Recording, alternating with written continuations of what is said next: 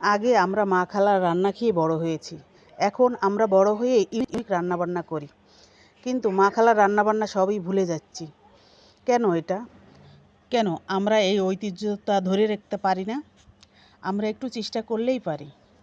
আসলে মা খালার রান্নার ভিতরে অনেক মায়া মমতা সব জড়িয়ে রয়েছে।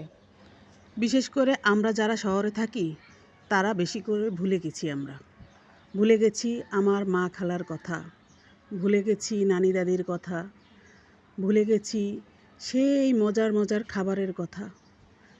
এখন আর মনে করে না। অনেক দিন পরে মা খালার মতো একটু রান্না করলাম, খেয়ে দেখলাম যে মা খালার কথা মনে পড়িয়ে দিয়েছে। আর যে কি মজা, কি বলবো। খেতে খেতে যেন পুরোটাই খেয়ে ফেললেও আমার যেন আজকে তৃপ্তি মিটছে না। সেই আগের দিনটাই খুবই ভালো ছিল। আবার যদি ফিরে আসতো, নানি দাদি যদি বেঁচে থাকতো, তাহলে হয়তো মা খালারাও সবাই সুস্থ নেই এখন। সবাই আগের মতো আর রান্না করতে পারে না, তাই এখন আর সেই স্বাদ আর মুখে আসে না।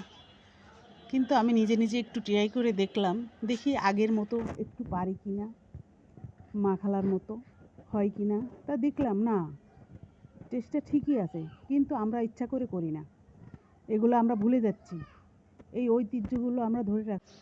এগুলো ভুলে গেলে চলবে না, এখন আমাদের ধরে রাখতে হবে। তাই আমি আগে মা খালারা যেভাবে রান্না করতো, এখন এক এক করে শুধু ট্রাই করব আর খাবো আর মনে করব যে না, আমার মা খালারা সবই আগে ভালো ভালো রান্না করতো, এখন আমরা সেগুলো পারি না।